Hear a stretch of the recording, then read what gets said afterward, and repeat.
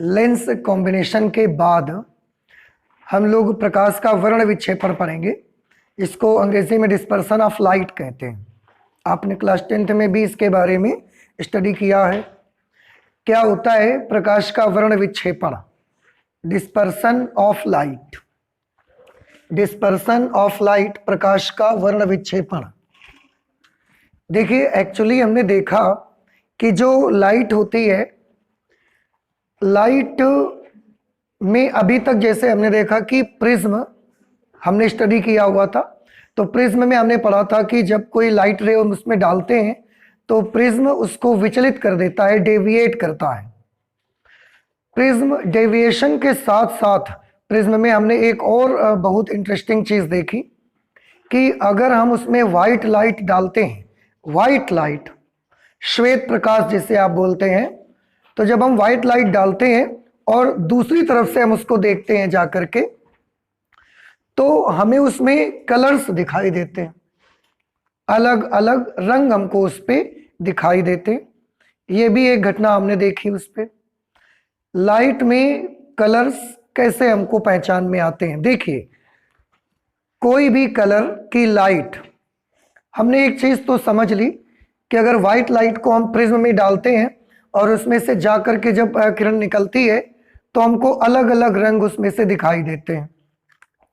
तो हमें लगा कि क्या ये रंग इस प्रिज्म ने बना दिए अपने अंदर से, क्योंकि हमने तो इसको व्हाइट लाइट दिया था, पर इसमें से जब हम इधर से देखने जाते हैं तो उसमें हमें अलग अलग कलर्स उसमें दिखते हैं।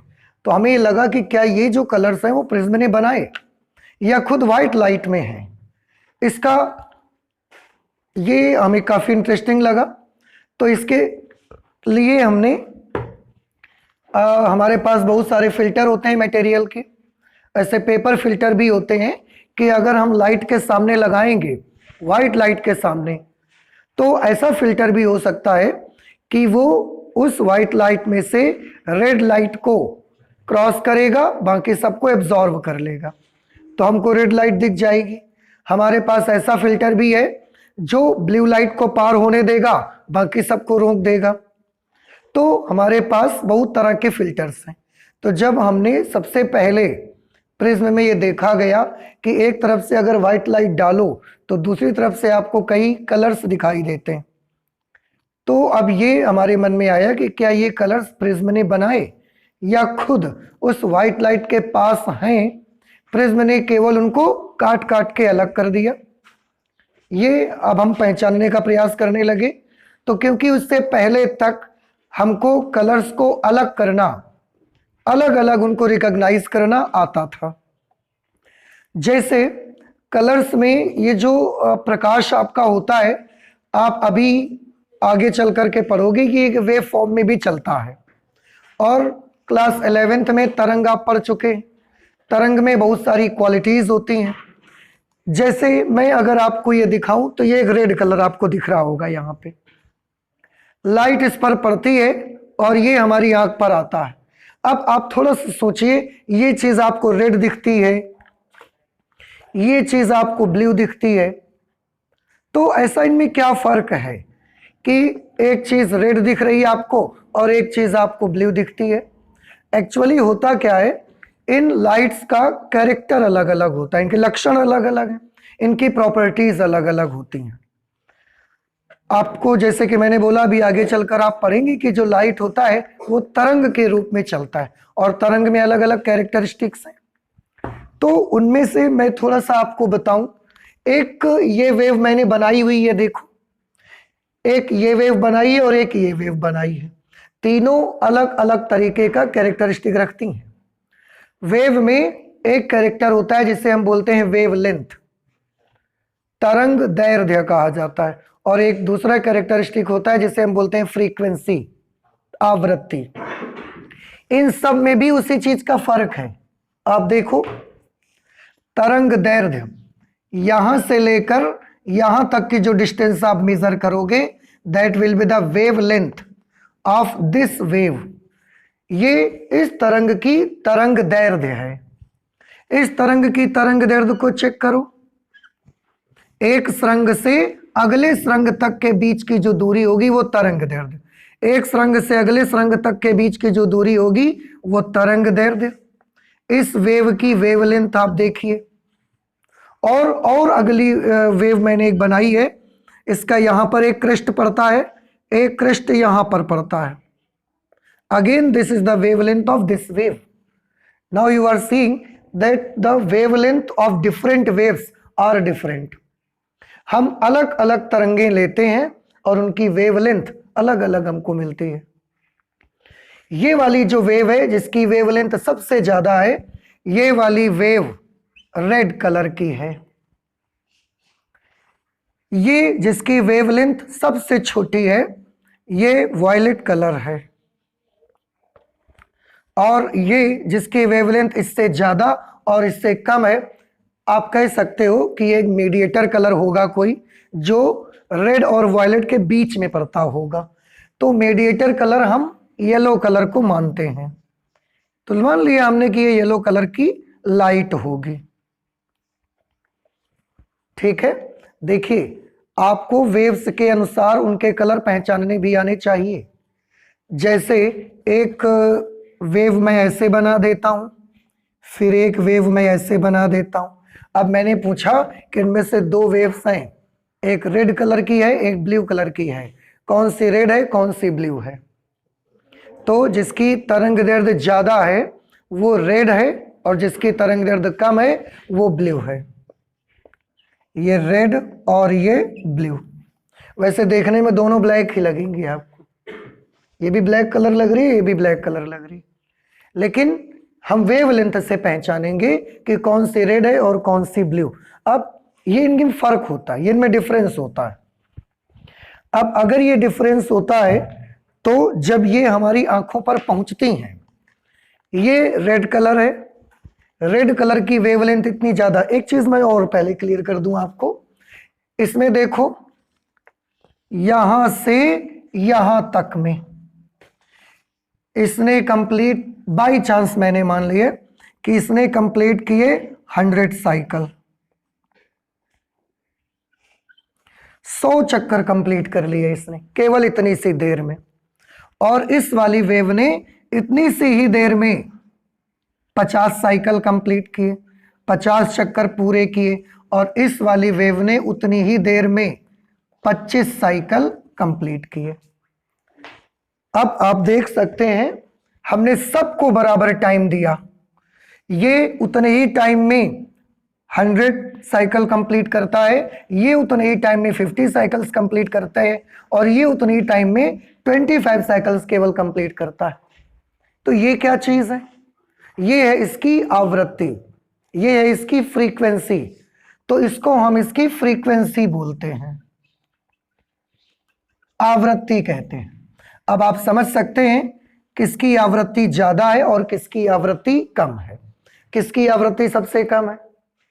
रेड की फ्रीक्वेंसी सबसे कम, वॉयलेट की फ्रीक्वेंसी सबसे ज्यादा है। ठीक है, तो अब आप एक चीज समझने लगे कि अगर डिफरेंट कलर्स हैं तो उनके लक्षण भी अलग अलग होते हैं। ऐसा नहीं है कि अलग अलग कलर्स हैं लेकिन लक्षण सबका सेम होगा। हाँ, एक लक्षण होता है जो सबका सेम होता है और वो है वेलोसिटी। एक कैरेक्टरिस्टिक ऐसा है लाइट में जो सब कलर्स का सेम रहता है और वो है velocity. Same for all the colours of light. प्रकाश की हर रंग की किरण के लिए वेग उसका बराबर ही रहेगा। 1 सेकंड में जितनी दूर ये जाएगी उतनी ही दूर ये जाएगी, उतनी ही दूर ये चली जाएगी। तो वेलोसिटी वाला कैरेक्टरिस्टिक सबका सेम होता है, फ्रीक्वेंसी और वेवलेंथ सबकी डिफरेंट होती है। ठीक है, अब इतनी बात समझ में आई आपको। अब हम आते हैं अपने इस एग्जांपल पे कि ये रेड कलर है। रेड कलर में वेवलेंथ ज्यादा है, फ्रीक्वेंसी कम। हमने इसको ऐसे रखा और इसको देखते हैं तो यहां से जो लाइट रेज निकल के हमारी आंख पर जाती हैं वो हमारे रेटिना पर पड़ती हैं जाके लेंस को क्रॉस करके। तो जब रेटिना पर पड़ती हैं तो वो एक हमको इफेक्ट दिखाती हैं, एक इफेक्ट उनका पड़ता है हमारी आंखों पर, एक सेंसेशन उनका हमारी आंखों पर आता है।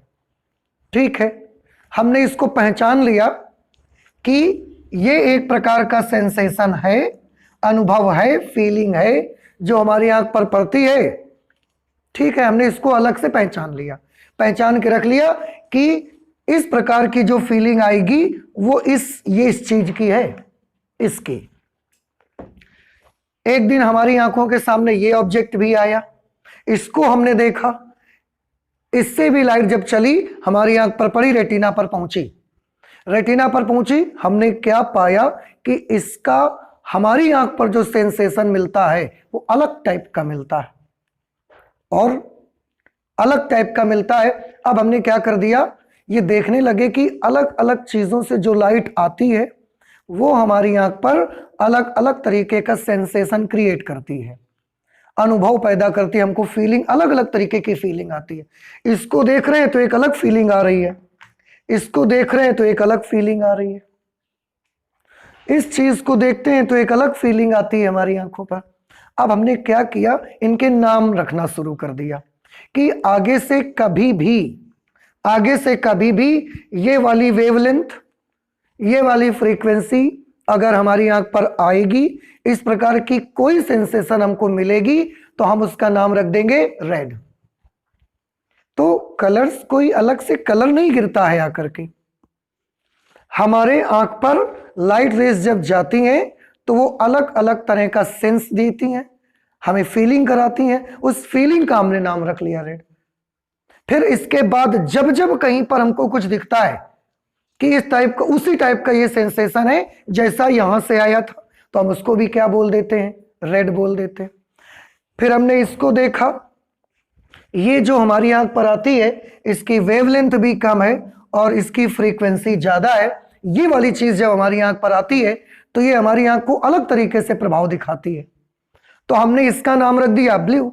इस तरीके से करते करते हमने बहुत सारे कलर्स बना लिए।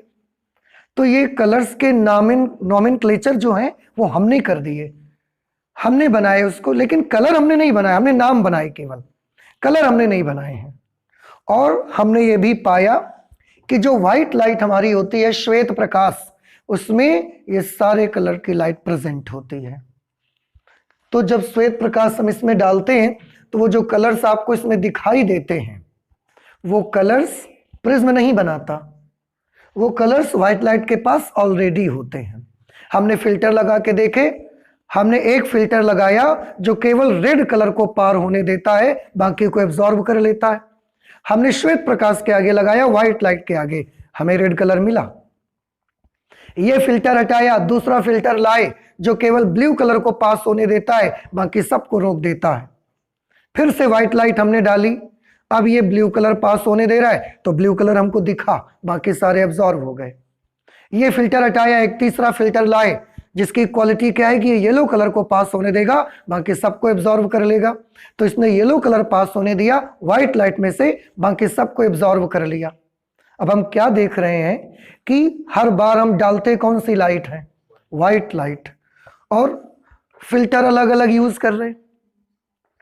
कोई रेड कलर फिल्टर है, कोई वॉयलेट कलर फिल्टर है, कोई येलो कलर फिल्टर है, और उसी व्हाइट लाइट में से हम रेड कलर भी निकाल लेते हैं, वॉयलेट कलर भी निकाल लेते हैं, येलो कलर भी निकाल लेते हैं, अलग अलग कलर्स हम निकाल लेते हैं। इससे हमको क्या पता लगा, इससे हमको ये पता लगा कि ये कलर अलग अलग नहीं बल्कि व्हाइट लाइट के अंदर ही है।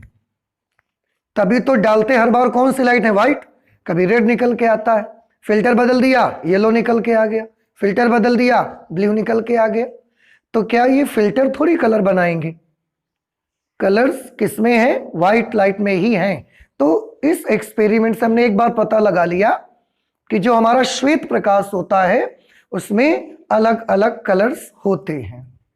मतलब जो व्हाइट लाइट होती है, white light is the combination of different colours. ये हमने एक अपना रूल बना लिया, क्योंकि ये हम तो देख रहे हैं, इसमें कोई चोरी नहीं है कि हम जबरदस्ती कहीं से ले आए। हम व्हाइट लाइट ही हर बार देते हैं, केवल फिल्टर बदल देते हैं तो उसमें कलर दिखते हैं हमको। और ये इस बात की निशानी है कि ये सारे कलर किसके पास हैं, व्हाइट लाइट के पास ही हैं। तो हमने एक रूल बना लिया that white light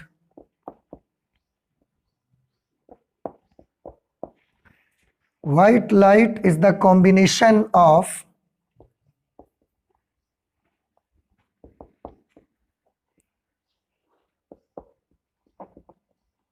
different colors। जो व्हाइट लाइट है वही अलग अलग तरीके के कलर्स का कॉम्बिनेशन है। ठीक है, ठीक है, अब हम इतना समझ गए और कलर्स को भी पहचानना हमको आ गया, सबके अलग अलग नाम हमने रखे। अब हम वही व्हाइट लाइट प्रिज्म में डालते हैं। यहां से ये एक प्रिज्म मैंने लिया ग्लास का बना हुआ, इस पर यहां से हमने व्हाइट लाइट डाली। अब आप बताएं, क्या आपको इतनी बात पता लग गई कि ये जो कलर्स यहां से निकलेंगे ये प्रिज्म बनाता है या व्हाइट लाइट में ही होते हैं? व्हाइट लाइट में ही होते हैं। प्रिज्म उनको केवल स्प्लिट कर देता है, अलग अलग कर देता है, प्रिज्म और कुछ नहीं करता। ठीक है, अब यहां से व्हाइट लाइट ऐसे गई। देखिए मैं एक चीज आपको बताऊं, जैसे कि मैंने पहले भी आपको बता रखा है कि लाइट की एक सिंगल रे को अलग करना असंभव है। प्रकाश हमेशा कई किरणों का एक पुंज होता है, इसीलिए हम उसको प्रकाश पुंज कहा करते हैं, एक ग्रुप होता है। आप सोचें कि हम लाइट को, प्रकाश को छोटा करते जाएंगे, उसको नैरो करते जाएंगे और नैरो डाउन करते करते हम एक किरण को सेपरेट कर सकते हैं, एक रे को, तो आप नहीं कर सकते। प्रकाश की एक किरण सेपरेटली आप प्राप्त नहीं कर सकते हैं। तो व्हाइट लाइट का यहां से क्या एक सिंगल रे गई होगी? नहीं, इसका पूरा का पूरा अपना एक ग्रुप होगा जिसको हम प्रकाश पुंज बोलते हैं। तो अगर यहां से यहां तक 100 व्हाइट रेज गई हैं, श्वेत प्रकाश की 100 प्रकाश किरणें अगर यहां से गई है, तो जैसे ही जाती है प्रिज्म यहीं से उनको अलग अलग करना शुरू कर देता है। देखिए यहीं से अलग अलग उसको करना शुरू कर देता है। आप ध्यान से देखें कि सबसे नीचे, या मैं पहले ये बता देता हूं, यहीं से वो अलग अलग करता है। एक कलर की प्रकाश किरण होती है जिसको वो ज्यादा मोड़ता है, एक कलर की प्रकाश किरण होती है जिसको वो कम मोड़ता है। तो हमको दिखता किस क्रम में है, पहले मैं वो क्रम आपको बता दूं। सबसे पहले मुझे यहां पर वॉयलेट कलर दिखता है, उसके बाद इंडिगो, फिर ब्लू, फिर ग्रीन, फिर येलो, ऑरेंज और रेड। इस तरीके से ये कलर हमको दिखते हैं। विबग्योर, सॉरी, इसे आप लोग आसानी से याद रख सकते हैं, VIBGYOR,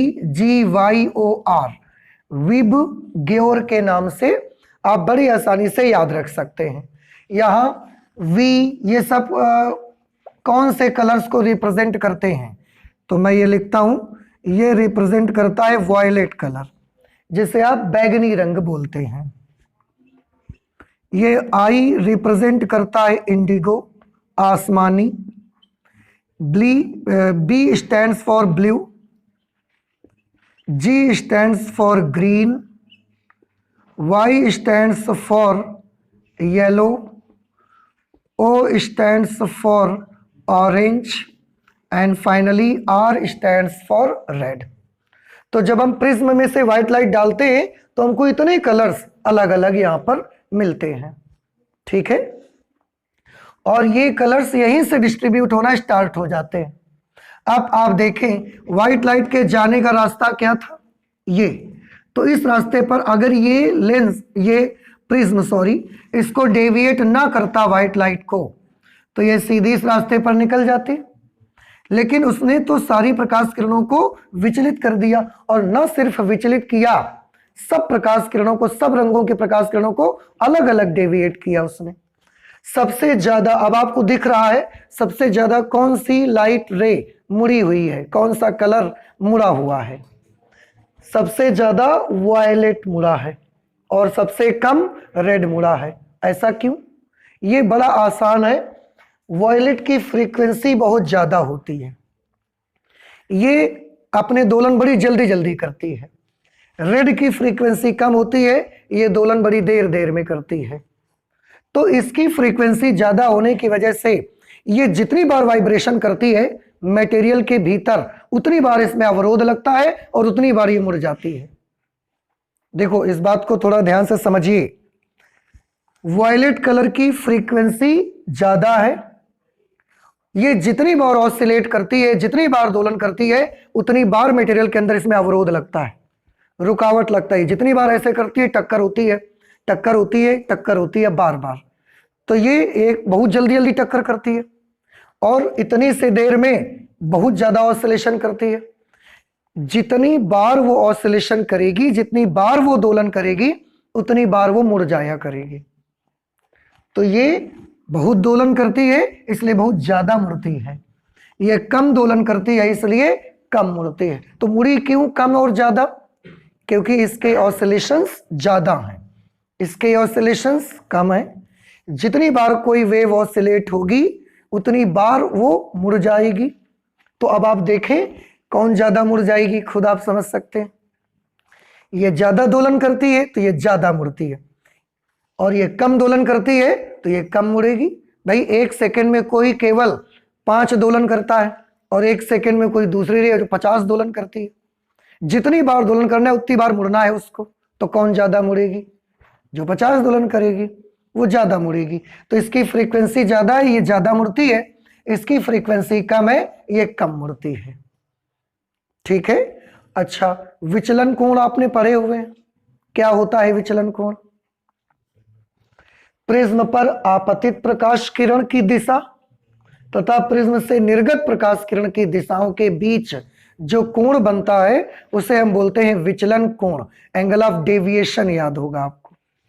आप देखिए ये आपतित प्रकाश किरण है, उसका मार्ग ये है, ये विचलित प्रकाश किरणें हैं, निर्गत प्रकाश किरणें हैं। निर्गत प्रकाश किरणों में रेड इस तरफ जा रही है, देखो ये कितना मुड़ रही है। इसको अगर मैं थोड़ा पीछे से बढ़ा के देखता हूं तो ये इतना मुड़ गई है। देखिए अपने जो प्रारंभिक इसका मार्ग है ऐसे, प्रारंभिक इसका जो रास्ता है उससे वो कुछ एंगल बनाते हुए मुड़ गई है। कितना एंगल बनाते हुए? इतना एंगल बनाते हुए। देखो, देखा आपने प्रारंभिक मार्ग उसका क्या था, ये पर रेड निकल गई इस डायरेक्शन पे, इतना मुड़ गई। तो इस कोण का नाम हमने क्या रख दिया? विचलन कोण। और ये विचलन कोण किस रंग की प्रकाश किरण के लिए है? रेड के लिए, इसलिए इसका हमने सिंबल बनाया डेल्टा फॉर रेड। लाल रंग की प्रकाश किरण का विचलन कोण, angle of deviation for red colour light. ठीक। बैगनी रंग को देखो आप, बैगनी रंग की लाइट ये है, इसको अगर हम पीछे ऐसा बढ़ा के जाते हैं इस तरह से, या आप यहीं से देख लें ऐसे, प्रारंभ रास्ता ये था प्रारंभिक, और जब निकली है तो वॉयलेट कलर इस डायरेक्शन में निकला है। ये इस इतना एंगल से ये मुड़ गई है, इतना एंगल से। देखो ये भी क्या चीज है, ये भी विचलन कोण है, लेकिन ये वाला विचलन कोण किसके लिए है? वॉयलेट कलर के लिए विचलन कोण है ये। और एंगल से भी देखो हमको पता चल रहा है कि रेड कलर वाली लाइट कम मुड़ी है और वॉयलेट कलर वाली लाइट ज्यादा मुड़ गई है। देख रहे हैं आप? अच्छा, यहां से जब हमको इतना पता चला, हमारे पास एक फॉर्मूला होता है, आप जब प्रिज्म आपने पढ़ा था उस समय आपने डिराइव किया था। फॉर्मूला ये डिराइव किया गया था, delta is equal to mu minus 1 into A. अगर प्रिज्म का कोण अत्यंत छोटा है तो 5 डिग्री या उसके आसपास है, तो delta is equal to mu minus 1 into A. ये फॉर्मूला हमने पढ़ा था, और हमने आपको बताया था कि डेल्टा दो चीजों पर डिपेंड करेगा, एक अपवर्तनांक पर और एक प्रिज्म के कोण पर डिपेंड करेगा। बात समझ में आई? अब आप ये मुझे बताएं, यहां पर ये जो इतने अलग अलग कलर हैं, क्या सबके लिए प्रिज्म का कोण अलग अलग है? प्रिज्म तो हम एक ही यूज कर रहे हैं, तो सबके लिए एंगल ऑफ प्रिज्म तो एक ही है, तो फिर डेल्टा अलग अलग क्यों है? जाहिर सी बात है, देखो ध्यान से, डेल्टा किस किस पर डिपेंड करता है? म्यू पर और ए पर। इन सभी कलर्स की लाइट के लिए ए तो बदल नहीं रहा, ए कांस्टेंट है। अब बची केवल एक चीज, कौन? म्यू। इसका मतलब साफ है कि जो डेल्टा है वो केवल किस पर डिपेंड करता है? म्यू पर। और अगर डेल्टा अलग अलग है तो सभी रंगों की प्रकाश किरणों के लिए म्यू भी अलग अलग होगा। ये हमको मानना पड़ेगा ही, हमारे पास इसके अलावा कोई दूसरा रास्ता नहीं है। कुछ बात समझ आ रही है आपको कि डेल्टा डिपेंड करता है दो चीजों पर, उन दो चीजों में से एक चीज तो बदल ही नहीं रही है। इसका मतलब है कि डेल्टा निर्भर करेगा म्यू पर, और अगर डेल्टा बदल रहा है इसका मतलब जरूर ऐसा हो रहा होगा कि सबके लिए म्यू भी कैसा होगा? अलग अलग होगा। अब देखो कितना अजीब है ना, म्यू पदार्थ का एक गुण होता है, ट्रांसपेरेंट मीडियम का एक प्रॉपर्टी होती है अपवर्तनांक, जिसको आप बोलते हैं। अब यहां पर हम क्या देखते हैं? मटेरियल एक ही है, मटेरियल एक ही है, लेकिन अलग अलग रंग की प्रकाश किरणों के लिए डेल्टा अलग होने की वजह से अलग अलग रंगों की प्रकाश किरणें के लिए अपवर्तनांक अलग अलग है। पदार्थ एक ही है लेकिन उसका बिहेवियर अलग अलग है। वो हर रंग के साथ पार्शियलिटी करता है, भेदभाव करता है। लाल रंग के साथ उसका म्यू अलग टाइप का है, बैगनी रंग के साथ उसका अपवर्तनांक अलग टाइप का है। और आपको याद होगा म्यू यानी कि अपवर्तनांक मोड़ने की ताकत को कहते हैं। इसका मतलब है कि ये कांच का जो प्रिज्म है ये मोड़ने वाली ताकत सबसे ज्यादा किस में दिखाता है? बैगनी रंग में। और ये मोड़ने वाली ताकत सबसे कम किस में दिखाता है? रेड कलर में। तो एक चीज हमको और माननी पड़ गई, क्या? कि मटेरियल एक ही होगा लेकिन अलग अलग रंगों के प्रकाश के लिए वो अलग अलग बिहेवियर करेगा, उसका अपवर्तनांक अलग अलग होगा। ये हमने यहां लिखा भी है। प्रिज्म के पदार्थ का अलग अलग रंगों की प्रकाश किरणों के लिए अपवर्तनांक भी अलग अलग होता है। लाल रंग की प्रकाश किरण के लिए वो अपवर्तनांक अलग होगा, बैगनी रंग की प्रकाश किरण के लिए उसका अपवर्तनांक अलग होगा, येलो रंग की प्रकाश किरण के लिए उसका अपवर्तनांक अलग होगा। और ये हमको कहां से पता चला? यहां से पता चला, क्योंकि हम क्या देख रहे हैं कि सबके लिए क्या है? डेल्टा सबके लिए अलग अलग है। अगर डेल्टा सबके लिए अलग अलग है तो या तो ए सबके लिए डिफरेंट होगा या म्यू सबके लिए डिफरेंट होगा। ए सबके लिए डिफरेंट है नहीं, इसका मतलब जरूर कि म्यू सबके लिए डिफरेंट है। आप यहां से ना जाइए, आपके पास एक फॉर्मूला और है, आप वहां से जा सकते हैं। म्यू बराबर sine I upon sine R. यहां पर हमने एक अभिलंब बना दिया, यहां पर हम एक अभिलंब ऐसे ड्रॉ कर देते हैं। अब अगर बेटा ये अभिलंब है, नॉर्मल है, अगर ये अभिलंब है तो क्या आप बता सकते हैं ये क्या चीज है? ये आपतित किरण है। ये सब कौन सी किरणें हैं? अपवर्तित किरणें। ये बैगनी रंग की अपवर्तित किरण है, ये लाल रंग की अपवर्तित किरण है। तो ये क्या चीज है? अपवर्तन कोण। और आप देख रहे होंगे बैगनी रंग की प्रकाश के लिए अपवर्तन कोण इतना है और लाल रंग की प्रकाश के लिए अपवर्तन कोण ज्यादा है। आई तो सबके लिए कैसा है? सेम ही है। आई तो सबके लिए सेम ही है, लेकिन आर सबके लिए अलग अलग हो गया। अब इस फॉर्मूले पे आओ, आई सबके लिए सेम है, आर सबका अलग अलग है, तो ये तो कांस्टेंट हो गया। अब आर अगर सबके लिए अलग अलग है तो सबके लिए म्यू भी कैसा होगा? अलग अलग होगा। इसलिए प्रिज्म के पदार्थ का अलग अलग रंगों की प्रकाश किरणों के लिए अपवर्तनांक भी कैसा होता है? अलग अलग। चाहे यहां से देख लो चाहे यहां से। और ये फॉर्मूला और एक बड़ी बढ़िया जानकारी आपको देता है, जिसका आर छोटा होगा उसका म्यू ज्यादा होगा। आर किसका छोटा है बताओ? वायलेट कलर की प्रकाश किरण का। इसलिए वायलेट रंग के प्रकाश किरण के लिए प्रिज्म के पदार्थ का अपवर्तनांक ज्यादा होगा। देखो अपवर्तनांक किसका होगा? वायलेट कलर का नहीं होगा, अपवर्तनांक प्रिज्म के पदार्थ का होगा। लेकिन किसके लिए? वायलेट कलर के लिए। लैंग्वेज को, शब्दों को सही सही जोड़ना सीखिए आप। अगर मैं बोलूंगा इसके लिए अपवर्तनांक ज्यादा है तो आप कैसे बोलोगे? सही सही शब्दों में सोचो। वायलेट कलर की प्रकाश किरण के लिए प्रिज्म के पदार्थ का अपवर्तनांक कैसा होगा? ज्यादा। और लाल रंग की प्रकाश किरण का अपवर्तन कोण कैसा है? ज्यादा। इसलिए उसके लिए शब्दों को जोड़ के बताओ क्या बोलेंगे? लाल रंग की प्रकाश किरण के लिए प्रिज्म के पदार्थ का अपवर्तनांक कम होगा, सबसे कम होगा। तो अपवर्तनांक किसका होगा? प्रिज्म के पदार्थ का। अलग अलग कलर की प्रकाश किरणों के लिए।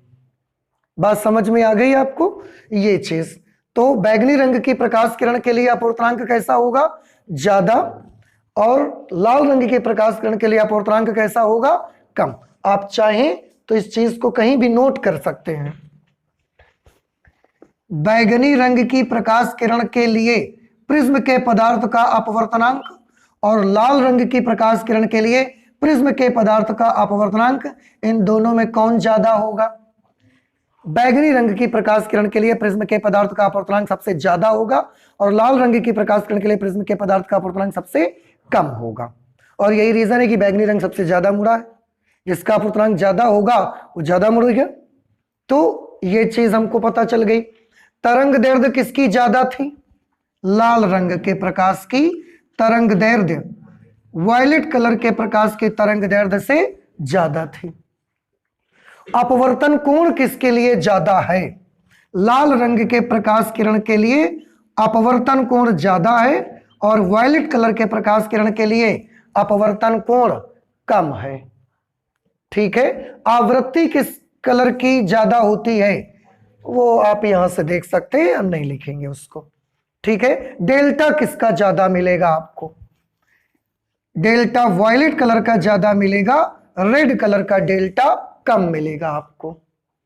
समझ आ रहा है? इतनी सारी चीजें आप देख रहे हैं कि यहां पर हो रही हैं। ठीक है। देखो उसमें यही भी लिखा, यही कारण है कि पदार्थ लाल रंग की प्रकाश किरण को कम तथा बैगनी रंग की प्रकाश किरण को अधिक विचलित करता है। आप देख भी रहे हैं उसमें कि बैगनी रंग को सबसे ज्यादा मुड़ता है, लाल रंग को सबसे कम मुड़ता है वो। ठीक है। और देखिए एक टेबल भी हमने यहां पर ऑलरेडी बना के रखी है जो आपको एक आइडिया देती है कि वाकई में बैगनी रंग के प्रकाश किरण के लिए कांच के प्रिज्म के पदार्थ का अपवर्तनांक ज्यादा होता है और लाल रंग की प्रकाश किरण के लिए प्रिज्म के पदार्थ का अपवर्तनांक कम होता है। देखो यहां पर हमने कलर लिखे हैं, वायलेट, येलो, रेड। उनकी वेवलेंथ लिखी हुई है। वायलेट कलर की तरंग दैर्ध्य 396.9 नैनोमीटर, येलो कलर की वेवलेंथ 589.3 नैनोमीटर, रेड कलर की वेवलेंथ 656.3 नैनोमीटर। अपवर्तनांक की बात करिए, हमारी लैब में हम ज्यादातर दो प्रकार के कांच यूज करते हैं, एक क्राउन कांच होता है और एक फ्लिंट कांच। जो फ्लिंट क्राउन कांच हमारा जनरल ग्लास है, ज्यादातर हम इसको यूज करते हैं। फ्लिंट कांच की डेंसिटी क्राउन कांच की डेंसिटी से थोड़ी ज्यादा होती है और इसका यूज भी हम उतना ज्यादा नहीं करते, लेकिन दोनों का हमने अलग अलग दिखाया है कि आप देख सकते हैं। बैगनी रंग के लिए म्यू की वैल्यू कितनी है? 1.53 और रेड के लिए 1.51। बैगनी रंग के लिए ज्यादा, रेड कलर के लिए म्यू कम। वहां पर हमने लिखा, अभी आप देख रहे हैं। क्राउन कांच में भी आप देखोगे तो बैगनी रंग के लिए अपवर्तनांक 1.66 और रेड कलर के लिए अपवर्तनांक 1.62, कम हो गया रेड कलर के लिए।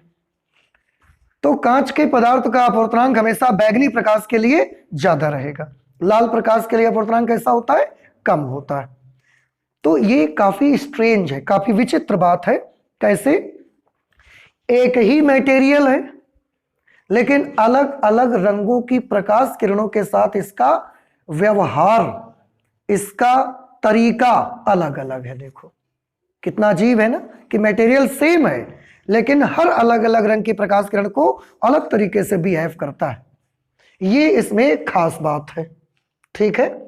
अच्छा और देखिए यहां पर ध्यान से सभी देखो, अभी मैंने यहां पर एग्जांपल लिया था कि 100 लाइट रेज व्हाइट लाइट की जाती है, श्वेत प्रकाश की 100 प्रकाश किरणें यहां से पहुंच रही हैं। अब ये 100 जब यहां पर ऐसे आती हैं तो आपको मैं बताऊं, अगर यहां से देखो एक व्हाइट लाइट रे को तो अलग करना मुश्किल है, एक ग्रुप जाएगा, मान लिया कि ग्रुप में 100 प्रकाश की किरणें हैं श्वेत प्रकाश की, तो जब ये यहां पर आती हैं तो ये 100 वायलेट की होंगी, 100 इंडिगो की होंगी, 100 ब्लू की होंगी, उसमें जितने वायलेट होंगे सब यहां आ जाएंगे नीचे, जितने रेड होंगे सब ऊपर आ जाएंगे, बाकी ऐसे सब कलर। तो अगर श्वेत प्रकाश की 100 लाइट रेज आपने सब ग्रुप में भेजा है तो 100 ही वॉयलेट आएंगी, 100 रेड आएंगी, 100 इंडिगो आएंगी, 100 ब्लू आएंगी, सब 100। और एक चीज बच्चों के मन में एक क्वेश्चन होता है कि क्या केवल 7 ही रंग होते हैं? Answer is no. प्रिज्म से निकलने वाले कलर में केवल 7 रंग नहीं होते, बहुत कलर होते हैं। आप देखते हैं एक एक कलर के बहुत बहुत शेड होते हैं। आप केवल ब्लू कलर के देखने जाओ, बहुत शेड मिलेंगे आपको, कहीं नेवी ब्लू मिलेगा, स्काई ब्लू मिलेगा, डार्क ब्लू मिलेगा। केवल ब्लू कलर के आप देखने जाओ, बहुत तरीके के शेड मिलेंगे। ऐसे ही रेड कलर के आप देखने जाओ, बहुत तरीके के शेड मिलेंगे। किसी कलर को आप रेड बोलते हो, उसी को मैरून बोल रहे हो, ज्यादा डार्क हो गया तो। इस तरीके से आप एक एक कलर के बहुत बहुत शेड होते हैं इस दुनिया में। तो क्या वो सारे कलर इसमें नहीं आते? सब आते हैं, सब आते हैं। लेकिन अब वायलेट कलर आया तो इसके साथ वायलेट कलर के बाकी शेड सब हैं यहां पर, समझ रहे हैं? हम केवल उनमें से मेन टाइप ले लेते हैं बस। वो मेन टाइप कितने आ गए आपके? 7 कलर्स आ गए मेन टाइप के। और उनको हम याद किससे रखते हैं? विबग्योर से। तो एक तो ये चीज आपने समझी क्या कि जाति कौन सी भेजी, कौन सी लाइट हमने? White light. कितने रंगों में डिवाइड हो गई? 7 रंगों में। तो क्या केवल 7 ही रंग होते हैं? नो, बहुत सारे कलर्स होते हैं, एक एक कलर के बहुत बहुत शेड रहते हैं, लेकिन हमने केवल उनके 7 मेन टाइप ढूंढ लिए, बस वो हम आपको दिखाते हैं। एक तो बात ये हो गई। दूसरी एक चीज और देखो, एक और देखोगे तो आपको और काफी अच्छा लगेगा। जब ये व्हाइट लाइट यहां से गई है, व्हाइट लाइट जब यहां से जाती है तो जितनी लाइट रेज होंगी इसमें, वो सब आपस में कैसी हैं? सब ऐसी हैं, एक दूसरे के समांतर। अगर इस श्वेत प्रकाश में, श्वेत प्रकाश के पुंज में 100 प्रकाश की किरणें हैं तो पूरी की पूरी 100 की 100 ऐसे समांतर हैं। समांतर है मतलब इनके बीच, अगर मैं पूछूं इन दो के बीच का कोण बताओ, 0 डिग्री। इन दो के बीच का कोण बताओ, 0 डिग्री। इन दो के बीच का एंगल बताओ, 0 डिग्री। हर लाइट रे के बीच का एंगल कितना कितना? 0 0 0 0, सब के बीच का। लेकिन जब प्रिज्म में से निकली तो न सिर्फ कलर में डिवाइड हुई, कलर में विभाजित तो हो ही गई, कलर में डिवाइड होने के साथ साथ कोण बदल गया। देखो, कोई ऐसे चला गया, कोई बिल्कुल ऐसे नीचे झुक गया, कोई ऐसे बीच में आ गया, कोई ऊपर रह गया, ऐसे हो गई। अब इनके बीच एंगल भी डेवलप हो गया। तो न सिर्फ इनका कलर स्प्लिट हुआ, बल्कि इनके बीच कोण भी बन गया। देखो, बात समझ रहे? जब आते वक्त व्हाइट लाइट थी तो सारी लाइट रेस कैसी थी? समांतर। सबके बीच का कोण कितना था? 0 डिग्री। लेकिन जब यहां से निकली तब भी क्या ये सब समांतर है आपस में? सब समांतर नहीं है। कोई ऐसे जा रहा है, कोई ऐसे जा रहा है। तो रेड वाली हमने देखा ऐसे जा रही है, वायलेट वाली ऐसे जा रही है। अब सब समांतर नहीं है, इनके बीच एक कोण डेवलप हो गया। तो प्रिज्म से जब हम श्वेत प्रकाश को गुजारते हैं तो न सिर्फ वो कलर्स में डिवाइड होती हैं, बल्कि उनके बीच एंगल भी डेवलप हो जाता है। ये वाली जो घटना होती है, इस घटना का हम नाम रखते हैं प्रकाश का वर्ण विक्षेपण। वर्ण का मतलब होता है कलर, और विक्षेपण का मतलब अलग हो जाना। विक्षेपण का मतलब क्या होता है? अलग, डिस्पर्स हो जाना, अलग अलग हो जाना। तो डिस्पर्सन का मतलब प्रकाश का वर्ण विक्षेपण। जैसे आप सभी अभी जब छुट्टी होगी यहां से आप सभी जाओगे, अभी सब समांतर बैठे हो, सबका फेस एक ही तरफ है, सब समांतर बैठे हो, लेकिन जब यहां से अभी आपकी छुट्टी होगी, आप सबको अपने अपने घर जाना होगा, उस वक्त सब लोग डिस्पर्स हो गए, कोई इधर निकल जाएगा, कोई इधर निकल जाएगा, आगे जाने के बाद कोई इधर जाएगा, कोई इधर जाएगा, सबके बीच एंगल बन जाएगा। अभी सब कैसे बैठे हो? समांतर, और जब बाहर निकलोगे तो सबके बीच कुछ ना कुछ एंगल बन जाएगा। कुछ बात समझ आ रही है? तो इसको क्या बोलते हैं? डिस्पर्सन बोलते हैं। तो यहां पर दो काम हुए, एक कलर भी बटा, दूसरा उन कलर्स के बीच में क्या डेवलप हो गया? कोण डेवलप हो गया। और इस पूरी घटना का नाम हमने क्या रखा? प्रकाश का वर्ण विक्षेपण। हमने उसको डिफाइन भी किया है कि जब श्वेत प्रकाश की किसी किरण को किसी प्रिज्म में आपतित किया जाता है तो उससे निर्गत प्रकाश विभिन्न रंगों में विभाजित हो जाता है, तथा केवल इतना ही काम नहीं होता, तथा उन विभिन्न रंगों की प्रकाश किरणों के बीच में कुछ न कुछ कोण भी विकसित हो जाता है। पहले जो 0 डिग्री था अब कुछ ना कुछ एंगल डेवलप हो गया। इस घटना को प्रकाश का वर्ण विक्षेपण कहा जाता है। एंड आई होप कि आपको समझ में आया होगा ये चीज, ठीक है? तो इस घटना को वर्ण विक्षेपण कहते हैं और इससे जुड़ी हुई इतनी सारी चीजें। अब ये जो वर्ण विक्षेपण, एक चीज मैं और बताऊं आपको, एक चीज और छोटा सा आप देख सकते हैं, ये एक पानी की बूंद है, वाटर ड्रॉपलेट। ये क्या चीज है? वाटर ड्रॉपलेट है, पानी की एक बूंद। प्रिज्म में क्या होता है? प्रिज्म में यही तो होता है कि दो सरफेस होती हैं, प्लेन होती हैं और दोनों समांतर नहीं होती, दोनों कुछ ना कुछ एंगल से झुकी होती हैं।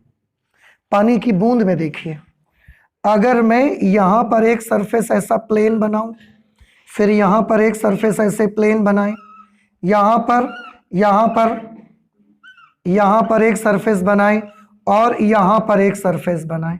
आप थोड़ा देखो, ये वाली और ये वाली सरफेस तो कैसी हैं? समांतर।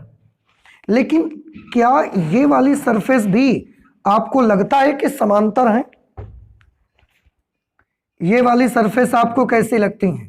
समांतर है या किसी एंगल से ये झुकी हुई है? झुकी हुई है। यही तो प्रिज्म में होता है। प्रिज्म में यहां पदार्थ भरा हुआ है और इसकी दोनों सरफेस एक एंगल से झुकी हुई है। यहां पर भी अंदर पदार्थ भरा है, इसकी दोनों सरफेस कुछ एंगल से झुकी हुई है।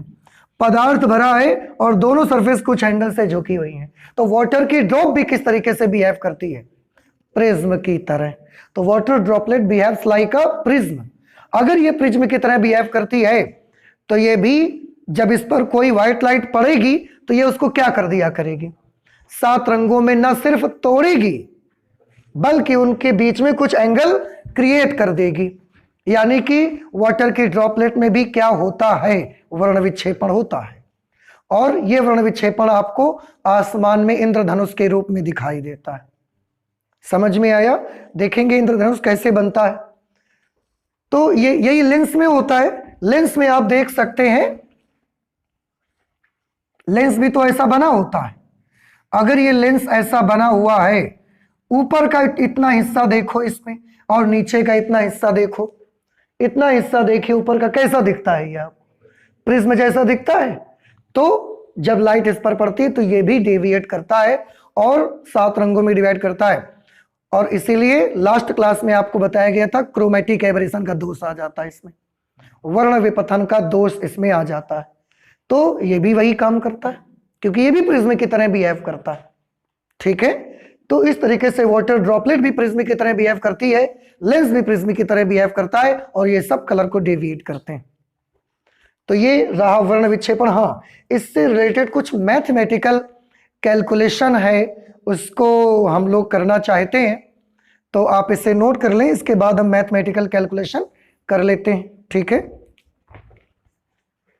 देखिए, इसमें जो मैथमेटिकल पोर्शन आपका होता है उसमें सबसे पहले हम लेते हैं वर्ण विक्षेपण कोण, एक इसमें वर्ण विक्षेपण कोण होता है जिसे हम एंगुलर डिस्पर्सन भी कहते हैं। वर्ण विक्षेपण कोण को एंगल ऑफ डिस्पर्सन, और एंगुलर डिस्पर्सन को बोलते हैं कोणीय वर्ण विक्षेपण। कोणीय वर्ण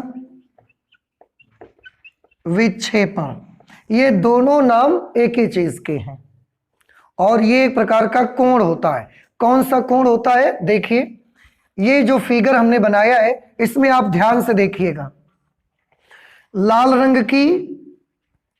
रंग के प्रकाश की ये निर्गत किरण है, ये वाली, और बैगनी रंग के प्रकाश की ये निर्गत किरण है। आप इन दोनों को थोड़ा थोड़ा पीछे बढ़ाइए। देखिए, मैं दोनों को पीछे बढ़ाता हूं। लाल रंग को हमने पीछे बढ़ाया, ये ऐसे सीधी निकल गई। बैगनी रंग को अगर हम पीछे बढ़ाते हैं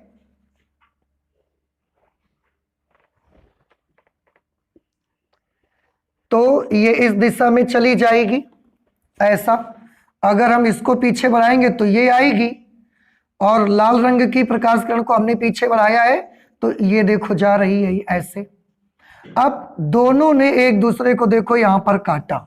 दिख रहा है सभी को? नहीं दिख रहा है? ये वाली कौन सी है बताओ? रेड कलर की निर्गत प्रकाश किरण को पीछे बढ़ाया है हमने, और ये जो आप देख रहे हैं ये वाली चीज, ये वॉयलेट कलर की प्रकाश किरण को पीछे बढ़ाया, निर्गत प्रकाश किरण को। आप देख रहे हैं यहां पर इन दोनों के बीच एक कोण बनता है। दिखा आप सबको? ये एंगल इसके और इसके बीच, बस इसी को हम बोलते हैं वर्ण विक्षेपण कोण। समझ में आया? तो वर्ण विक्षेपण कोण किसको बोलेंगे? लाल रंग की निर्गत किरण तथा बैगनी प्रकाश की निर्गत किरण के बीच बनने वाले कोण को वर्ण विक्षेपण कोण कहा जाता है। क्या परिभाषा बनी? लाल रंग की निर्गत प्रकाश किरण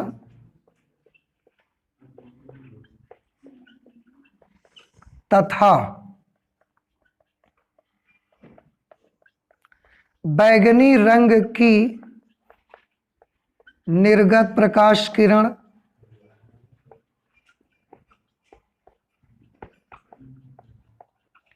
के बीच बनने वाले कोण को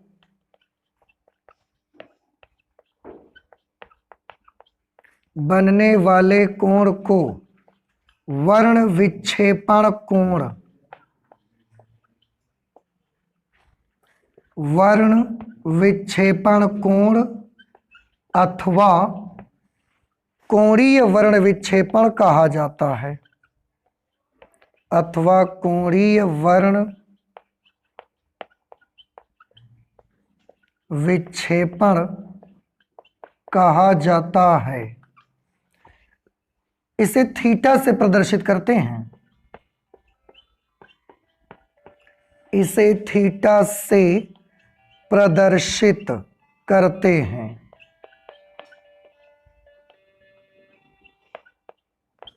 इसे थीटा से प्रदर्शित करते हैं। अगर थीटा से प्रदर्शित करते हैं तो इसकी वैल्यू बताओ कितनी आएगी?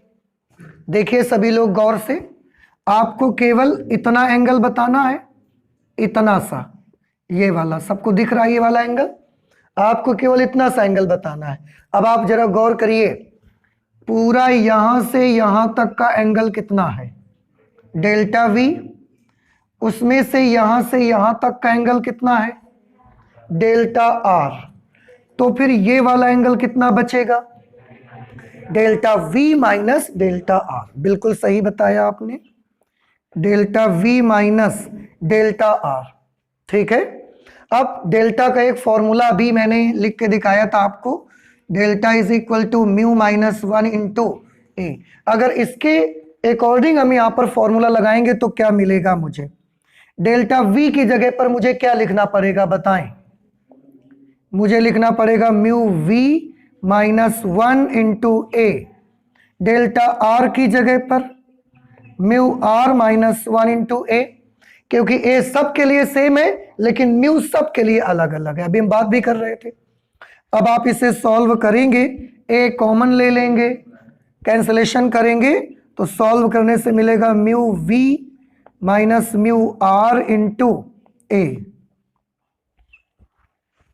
ये कोणीय वर्ण विक्षेपण ऐसे आप निकालेंगे और ये कोणीय वर्ण विक्षेपण का म्यू के पदों में फॉर्मूला है, ये डेल्टा के पदों में, ये म्यू के पदों में।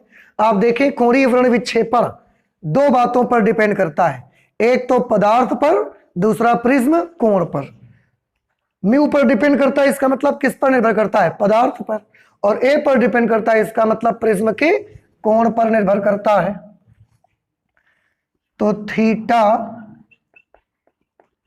निर्भर करता है, नंबर 1 किस पर निर्भर करता है, आंसर है प्रिज्म के पदार्थ पर।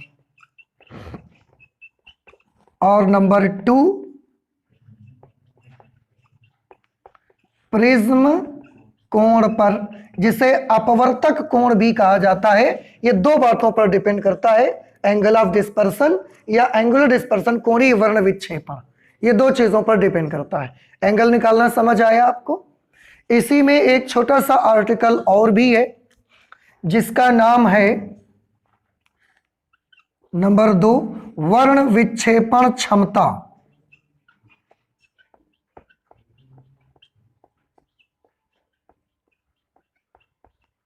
वर्ण विक्षेपण क्षमता, इससे अंग्रेजी में आप बोलते हैं डिस्पर्सिव पावर। वर्ण विक्षेपण क्षमता किसको कहा जाता है, इसके लिए बहुत सिंपल सा एक सिंबल बनाया गया है ओमेगा। और वर्ण विक्षेपण क्षमता किसको बोला जाएगा, तो उसके लिए मैं आपको बताऊं, बैगनी तथा लाल रंग की प्रकाश किरणों के बीच कोणीय वर्ण विक्षेपण, कोणीय वर्ण विक्षेपण मतलब थीटा, तथा मध्यवर्ती रंग की प्रकाश किरण के लिए विचलन कोण, इन दोनों का जो अनुपात होगा उसी को हम बोलेंगे वर्ण विक्षेपण क्षमता। ठीक है, तो कैसे कहेंगे, इसको परिभाषित कैसे करेंगे, बैगनी तथा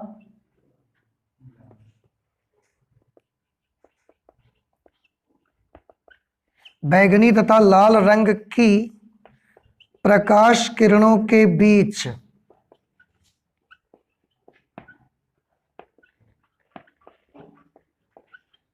बैगनी तथा लाल रंग की प्रकाश किरणों के बीच कोणीय वर्ण विक्षेपण,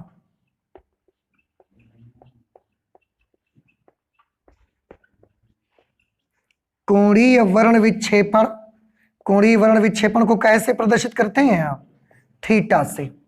तो बैगनी तथा लाल रंग की प्रकाश किरणों के बीच कोणीय वर्ण विक्षेपण तथा मध्यवर्ती रंग की प्रकाश किरण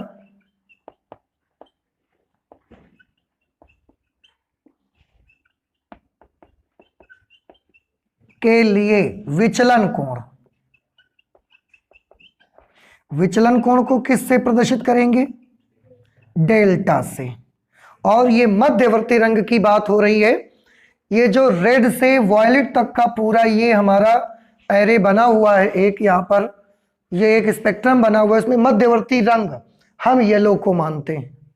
मध्यवर्ती रंग किसको माना जाता है, येलो को। इसलिए इसके साथ हम क्या लगा देंगे, डेल्टा वाई, विचलन कोण के अनुपात को प्रिज्म के पदार्थ का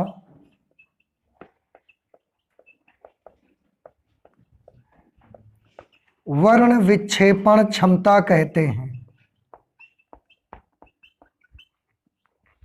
वर्ण विक्षेपण क्षमता कहते हैं। ठीक है, तो वर्ण विक्षेपण क्षमता किसको बोलेंगे, बैगनी तथा लाल रंग की प्रकाश किरणों के बीच कोणीय वर्ण विक्षेपण मतलब थीटा तथा मध्यवर्ती रंग की प्रकाश किरण के लिए विचलन कोण डेल्टा वाई के अनुपात को प्रिज्म के पदार्थ की वर्ण विक्षेपण क्षमता कहते हैं। इसे ओमेगा से प्रदर्शित करते हैं, इसे ओमेगा बोलते हैं, इसे ओमेगा से प्रदर्शित करते हैं। ठीक है, क्या फॉर्मूला बनेगा ओमेगा का? किसके किसके अनुपात को बोलेंगे? थीटा और डेल्टा वाई। तो theta upon delta y. Theta क्या चीज है?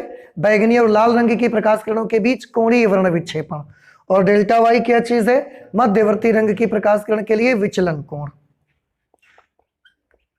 अब अगर थीटा की वैल्यू आप लिखोगे ये, तो क्या होगी? Mu for violet minus mu for red into a upon delta y की वैल्यू क्या होगी? डेल्टा का फॉर्मूला होता है म्यू माइनस 1 इंटू ए। तो डेल्टा फॉर येलो कलर के लिए बताइए। Mu for yellow colour minus 1 into A. A से हमने ए कैंसिल कर दिया। ओमेगा की वैल्यू आ गई mu for violet minus mu for red upon mu for yellow minus 1। This will be the formula for dispersive power of prism. ठीक है, इसका कोई मात्रक नहीं होता। और एक चीज देखो, ओमेगा निर्भर करता है, किस पर डिपेंड करता है? नंबर 1, ओमेगा के फॉर्मूले में सब म्यू आ रहे हैं, यानी कि पदार्थ पर। प्रिज्म के पदार्थ पर। क्या ये प्रिज्म कोण पर डिपेंड करता है? नहीं डिपेंड करता। तो प्रिज्म आपका पतला हो या चाहे जैसा हो, वर्ण विक्षेपण क्षमता केवल और केवल किस पर डिपेंड करती है? प्रिज्म के पदार्थ पर, और किसी चीज पर डिपेंड नहीं करती। क्योंकि अपवर्तनांक का कोई मात्रक नहीं होता, तो वर्ण विक्षेपण क्षमता का भी कोई मात्रक नहीं होता। तो ये दो इसमें पार्ट थे मैथमेटिकल, जिसमें एक था वर्ण विक्षेपण कोण और दूसरा है वर्ण विक्षेपण क्षमता। एंड आई होप कि आपको समझ में आ गया होगा। ठीक है, तो ये डिस्पर्सन, जिसे आप डिस्पर्सन ऑफ लाइट कहते हैं, प्रकाश का वर्ण विक्षेपण, वो हमने स्टडी कर लिया है। नेक्स्ट क्लास में और आगे की स्टडी करेंगे। ठीक है, थैंक यू।